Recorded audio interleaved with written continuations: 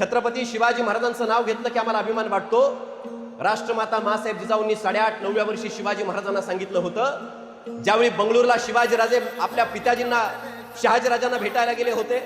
संध्याकाळच्या वेळेला उशीर झाला आणि राष्ट्रमाता मासाहेब जिजाऊंनी शिवाजीराजांना विचारलं, शिवराजे रात्री कुठे गेला होतात?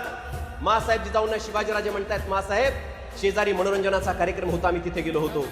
जिजाऊंच्या लक्षात येतं, तत्कालीन काळातल्या राजे रजवाड्यांचा मनोरंजनाचा कार्यक्रम म्हणजे नाच गाण्यांचा कार्यक्रम असेल. जिजाऊ मासाहेबांनी 9व्या वर्षी शिवाजी महाराजांना सांगितलं, लक्षात ठेवा शिवराजे, तुम्हाला बाया नाचवणारा नाही तर बाया वाचवणारा राजा व्हायचंय. त्या एका संस्कारामुळे जगाच्या इतिहासात स्त्रियांची इज्जत करणारा सर्वोत्तम राजा म्हणून छत्रपती शिवाजी महाराजांची ख्याती निर्माण झाली. अब ये शीश ना झुके तेरी लाज हम रखे तेरे चरण की शपथ मां जगदम्बे है.